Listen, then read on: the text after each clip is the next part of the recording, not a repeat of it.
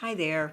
This is H. Victoria Hargro Atkerson. I'm an author and a writer, and I'd like to invite you to take a look at my new book, which is Enslaved. The book is about an African princess who is enslaved and taken from her homeland along with a member of her royal guard. The book follows their capture and enslavement from Africa through the jungle and onto the slave ship and then into the Americas. So be sure to take a look at this. I did a lot of research on this book because I was very fascinated about our history before slavery. And I did a lot of research. And as much research as I did, of course, I didn't need all of it because the research was really extensive and I was learning things. So it was wonderful to discover things about our heritage that I heard about but never really had the opportunity to get into it in detail. This was that opportunity, and I love doing that because it proves what we always knew, that Africans came to this country as skilled workers. They knew how to harvest rice, they knew how to harvest cotton, and they knew how to harvest sugar and all the other things that they were brought to this country to do. And indigo, which is really something that no one in this country knew how to do. They brought Africans from Africa in slave ships because they were brilliant people, and we must never forget that. We also have to remember that those of us who reached this country, our ancestors who reached this country, were the best people that Africa had to offer because they got the best from Africa because they had to make sure they were strong enough to survive on that horrific journey across the Atlantic Ocean, which we now call the Middle Passage. So look at yourselves, look at your children and your children's children, and the generations to come. You are the best of the best. We are the best who came from the best, the strongest people that Africa had to offer the world.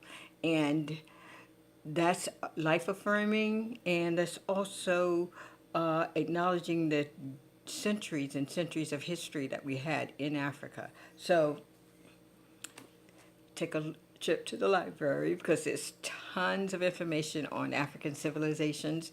They go back thousands and thousands of years. Africans were trading with China, Japan, India, all these different countries long before the Europeans got there to enslave our people. So keep that in mind, especially when you're talking to your children and when you're talking to any group of people and trying to empower them.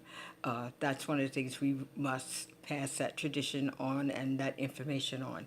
Now, so this is a wonderful book. I hope that you will take your time and find it on Barnes & Nobles, Amazon.com, or on Kindle. Okay?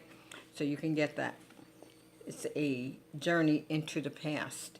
Now, this weekend, which is April the 15th, I will be at the Philadelphia Convention Center with the African American Genealogy Group, the AAGG. They have invited me to come to sit at their table, and they're going to allow me to sell my books, which I think it's terrific. And it's very, very, very supportive and encouraging from them. Great group of people.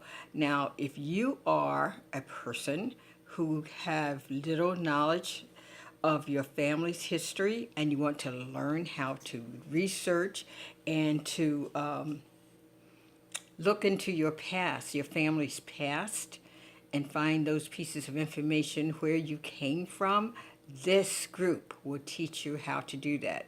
I joined it over a year ago, and I'm glad I did because I have learned so much, and I'm still learning about different techniques that can be used to do the research. And tonight, for instance, we received a person, I forgot his name, but anyway, he was talking about how to do research using black newspapers. And I think that's a resource that we have not used. And it's really one of those things that I should have thought about a long time ago, because I remember seeing articles about my aunt and my grandmother putting articles in the Atlanta Daily World in Atlanta, Georgia, about things that they were doing. They had social engagements and tea parties at their house, and they actually put it in the newspaper. So I think that's really terrific. So having people to remind you of that and other techniques on how to do the research, how to use the internet, how to use all the new genealogy sites, and also how to do it independent. You can also do it free. So take a look at what's out there. Come join this group if you are one of those people who are looking for someone to help you look for your family's history. So there's a genealogy group in every city. I'm sure there's a black group in your city. So you just have to look it up, find out where they are, and get in touch. If you're in Philadelphia, come to our meeting. We meet at,